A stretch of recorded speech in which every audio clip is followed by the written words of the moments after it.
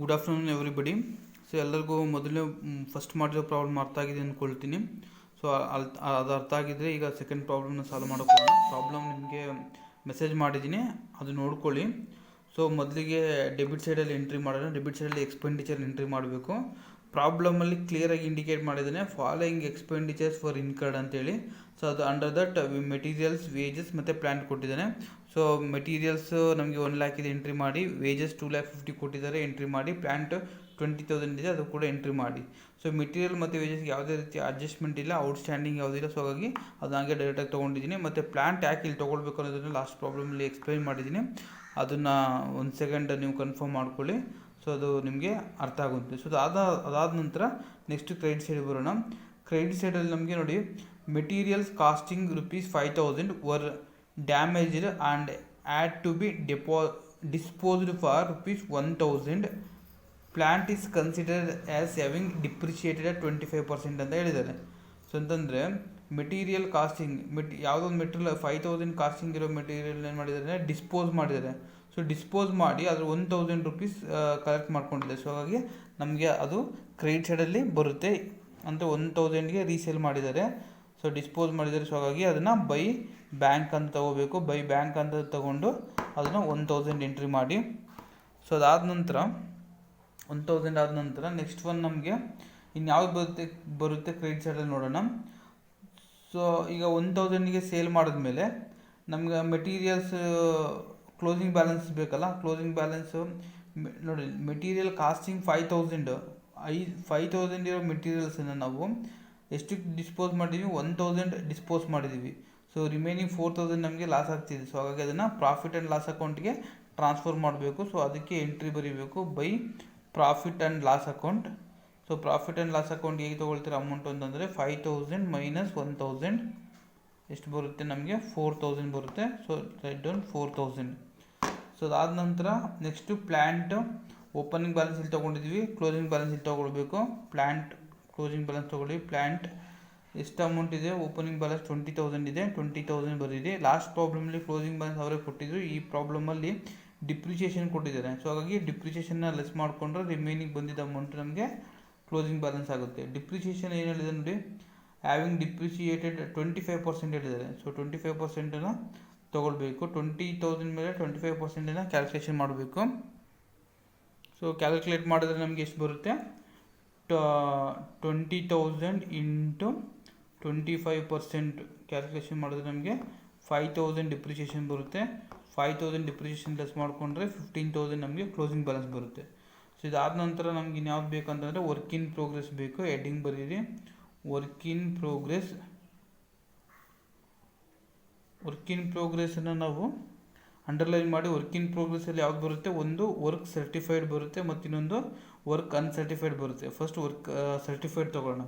So work certified ಬಗ್ಗೆ information ಕೊಟ್ಟಿದ್ದಾರೆ. So ಮೇಲ್ಗಡೆ ಟಾಪಲ್ಲಿದೆ, a building company took to build a multi storage building on 1st January 2013 for ₹5 lakh, estimating the cost of ₹4,60,000. At the end of the year, the company had received ₹3,60,000, being 90% of the work certified ಅಂತ ಹೇಳಿದ್ದಾರೆ. ಅಂತಂದರೆ work certified 90% work certify ಮಾಡಿ amount ಎಷ್ಟು ಇಸ್ಕೊಂಡಿದ್ದಾರೆ, 3,60,000 ಅಮೌಂಟನ್ನ receive ಮಾಡ್ಕೊಂಡಿದ್ದಾರೆ. So 3,60,000 ಏನು indicate ಮಾಡುತ್ತೆ ಅಂತಂದರೆ ಕ್ಯಾಶ್ ರಿಸೀವ್ಡ್ ಇಂಡಿಕೇಟ್ ಮಾಡುತ್ತೆ.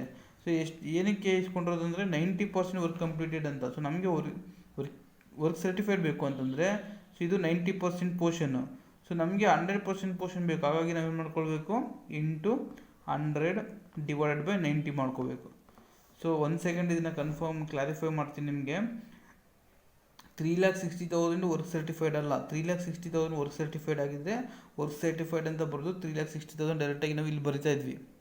ಆದರೆ 3,60,000 ಯಾವ ಅಮೌಂಟ್ ಅಂತಂದರೆ 3,60,000 cash received being 90% of work certified. 90% work certify ಆಗಿದೆ ಅಂತೇಳಿ ಅದ್ರ ಮೇಲೆ ಕ್ಯಾಶ್ ರಿಸೀವ್ ಮಾಡ್ಕೊಂಡಿದ್ದೀವಿ. ಸೊ ಹಾಗಾಗಿ 90/100 ತೊಗೋಬಾರ್ದು, 100/90 ಮಾಡ್ಕೊಳ್ಬೇಕು. ಸೊ ಅವಾಗ ನಮಗೆ ವರ್ಕ್ ಸರ್ಟಿಫೈಡ್ ಎಷ್ಟು ಬರುತ್ತೆ, ₹4 lakh ಬರುತ್ತೆ. ₹4 lakh ತೊಗೊಳ್ಳಿ. ಅದಾದ ನಂತರ work uncertified. So work uncertified ಪ್ರಾಬ್ಲಮಲ್ಲಿ ಕೊಟ್ಟಿದ್ದಾರೆ. ಬಟ್ ನಾಟ್ ಸರ್ಟಿಫೈಡ್ ಅಂತ ಅದು 10,000 ಇದೆ. 10,000 ಎರಡೂ ಆ್ಯಡ್ ಮಾಡಿದ್ರೆ ವರ್ಕ್ ಇನ್ ಪ್ರೋಗ್ರೆಸ್ ನಮಗೆ ಎಷ್ಟು ಸಿಗುತ್ತೆ? 4,10,000 ಸಿಗುತ್ತೆ. ಸೊ 4,10,000. ಸೊ ಮತ್ತು ಯಾವುದು ನಮಗೆ ಏನು ಟ್ರಾನ್ಸಾಕ್ಷನ್ಸ್ ಇಲ್ಲ ಇದರಲ್ಲಿ. ಸೊ ಇಷ್ಟೇ ಟ್ರಾನ್ಸಾಕ್ಷನ್ ಇದೆ. ಸೊ ಹಾಗಾಗಿ ಇದನ್ನು ಕ್ಲೋಸ್ ಮಾಡೋಣ. ಸೊ ಕ್ಲೋಸ್ ಮಾಡಿದ್ರೆ ನಮಗೆ ಕ್ರೆಡಿಟ್ ಸೈಡಲ್ಲಿ ಜಾಸ್ತಿ ಅಮೌಂಟ್ ಇದೆ. So credit side first total ಮಾಡಿ ನಮಗೆ ಎಷ್ಟು ಬರುತ್ತೆ? 4,30,000 ಬರುತ್ತೆ.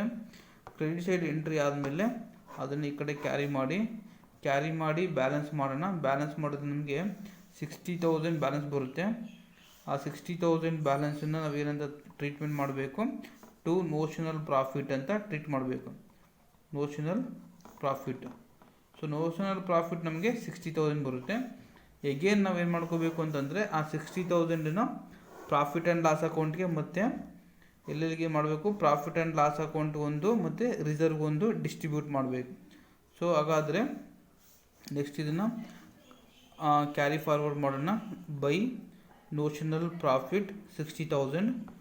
ಸೊ ಈ 60,000ನ ಪ್ರಾಫಿಟ್ ಆ್ಯಂಡ್ ಲಾಸ್ ಅಕೌಂಟ್ಗೆ ಮತ್ತು ರಿಸರ್ವ್ಗೆ ಡಿಸ್ಟ್ರಿಬ್ಯೂಟ್ ಮಾಡೋಣ. ಸೊ ಹಾಗಾಗಿ to profit and loss account ಅಂತ ತಗೊಳ್ಳಿ. To profit and loss account. Profit and loss ಅಕೌಂಟ್ಗೆ ಮೊದಲು ತೊಗೊಳ್ಳೋಣ. ಪ್ರಾಫಿಟ್ ಆ್ಯಂಡ್ ಲಾಸ್ ಅಕೌಂಟ್ ಹೇಗೆ ತೊಗೊಳ್ಬೇಕು ಅಂತಂದರೆ ಇಲ್ಲಿ ಕ್ಯಾಲ್ಕುಲೇಷನ್ ಮಾಡ್ತೀನಿ. So profit and loss account ಹೇಗೆ ಕ್ಯಾಲ್ಕುಲೇಟ್ ಮಾಡಬೇಕು ನೋಡೋಣ.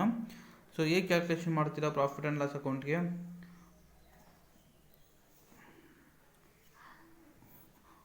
ಪ್ರಾಫಿಟ್ ಆ್ಯಂಡ್ ಲಾಸ್ ಅಕೌಂಟ್ಗೆ ನಾವು ಕ್ಯಾರಿ ಅದನ್ನು ಟ್ರಾನ್ಸ್ಫರ್ ಮಾಡಬೇಕು ಅಂತಂದರೆ ವರ್ಕ್ ಕಂಪ್ಲೀಟೆಡ್ ಮತ್ತು ಕಾಂಟ್ರಾಕ್ಟ್ ಪ್ರೈಸ್ ಎರಡನ್ನೂ ನಾವು ಕಂಪೇರ್ ಮಾಡಬೇಕು. ಸೊ ಈ ಪ್ರಾಬ್ಲಮಲ್ಲಿ ವರ್ಕ್ ಕಂಪ್ಲೀಟೆಡ್ ಎಷ್ಟಿದೆ? ವರ್ಕ್ ಕಂಪ್ಲೀಟೆಡ್ ಯಾವುದು ಅಂತಂದರೆ ಇಲ್ಲಿ ನಮಗೆ ವರ್ಕ್ ಸರ್ಟಿಫೈಡ್ ಇದೆಯಲ್ಲ ಅದು, ಮತ್ತು ವರ್ಕ್ ಅನ್ಸರ್ಟಿಫೈಡ್ ಎರಡು ಸೇರಿದ್ರೆ 4,10,000 ಇದು ವರ್ಕ್ ಕಂಪ್ಲೀಟೆಡ್ ಇದು. ಸೊ ವರ್ಕ್ ಕಂಪ್ಲೀಟೆಡನ್ನು ಯಾವುದು ಕಂಪೇರ್ ಮಾಡ್ಕೋಬೇಕು ಅಂತಂದರೆ ನಾವು ಕಾಂಟ್ರಾಕ್ಟ್ ಪ್ರೈಸ್ಗೆ ಕಂಪೇರ್ ಮಾಡಬೇಕು. ಕಾಂಟ್ರಾಕ್ಟ್ ಪ್ರೈಸ್ ಎಷ್ಟಿದೆ ನಮ್ಮ ಹತ್ರ? 5 lakh ಇದೆ. ಸೊ ಎರಡನ್ನೂ ಕಂಪೇರ್ ಮಾಡಿದಾಗ ಏನಾಗುತ್ತೆ ಅಂತಂದರೆ ಈ ಪ್ರಾಬ್ಲಮಲ್ಲಿ half of the contract completed, full contract complete ಆಗಿಲ್ಲ, ಬಟ್ ಹಾಫ್ ಕಾಂಟ್ರಾಕ್ಟ್ ಕಂಪ್ಲೀಟ್ ಆಗಿದೆ. ಸೊ ಹಾಫ್ ಕಾಂಟ್ರಾಕ್ಟ್ ಕಂಪ್ಲೀಟ್ ಆಗಿದ್ದರೆ ನಾವು ಯಾವುದನ್ನು ಯೂಸ್ ಮಾಡ್ಕೋಬೇಕು ಅಂತಂದರೆ 2/3 ಫಾರ್ಮುಲಾ ಯೂಸ್ ಮಾಡ್ಕೋಬೇಕು. ಸೊ ಹಾಗಾದರೆ ಪ್ರಾಫಿಟ್ ಆ್ಯಂಡ್ ಲಾಸ್ ಅಕೌಂಟ್ ಹೇಗೆ ಮಾಡೋದಂದರೆ profit and loss account is equal to 2/3 ಇಲ್ಲೇ ಮಾಡ್ತೇನೆ. 2/3 calculation into notional profit into ಈ ಒಂದು ಫಾರ್ಮುಲಾನ ಯೂಸ್ ಮಾಡ್ಕೊಂಡು ನಾವು ಪ್ರಾಫಿಟ್ ಆ್ಯಂಡ್ ಲಾಸ್ ಅಕೌಂಟಿಗೆ ಅಮೌಂಟನ್ನು ಟ್ರಾನ್ಸ್ಫರ್ ಮಾಡ್ಬೋದು. So profit and loss account is equal to 2/3 into notional profit. 2/3 notional profit ಎಷ್ಟಿದೆ ನಮ್ಮ ಹತ್ರ? 60,000 ಇದೆ. 60,000 ಇಂಟು ಕ್ಯಾಶ್ ರಿಸೀವ್ಡು. ಎಷ್ಟು ಕ್ಯಾಶನ್ನು ರಿಸೀವ್ ಮಾಡ್ಕೊಂಡಿದ್ದೀವಿ ಪ್ರಾಬ್ಲಮಲ್ಲಿ ಕ್ಲಿಯರಾಗಿ ಇಂಡಿಕೇಟ್ ಮಾಡಿದ್ದೇನೆ. Company had received 3,60,000. 3,60,000 work certified. ಇಲ್ಲಿ ವರ್ಕ್ ಸರ್ಟಿಫೈಡ್ ಇದೆ ನಮ್ಮ ಹತ್ರ 4 lakh ವರ್ಕ್ ಸರ್ಟಿಫೈಡ್ ಇದೆ. 4 lakh ವರ್ಕ್ ಸರ್ಟಿಫೈಡ್ ಮಾತ್ರ ತೊಗೋಬೇಕು. ಇಲ್ಲಿ 4,10,000 ಇಂಡಿಕೇಟ್ ಮಾಡುತ್ತಂದರೆ ವರ್ಕ್ ಸರ್ಟಿಫೈಡ್ ವರ್ಕ್ ಅನ್ಸರ್ಟಿಫೈಡ್ ಎರಡು ಆ್ಯಡ್ ಮಾಡಿರೋದು. ಬಟ್ ನಾವಿಲ್ಲಿ ವರ್ಕ್ ಸರ್ಟಿಫೈಡ್ ಮಾತ್ರ ತೊಗೋಬೇಕು. ಸೊ ಎಷ್ಟು ಬರುತ್ತೆ ನಮ್ಗೆ ಅಮೌಂಟ್? ಅದು 36,000 ಬರುತ್ತೆ.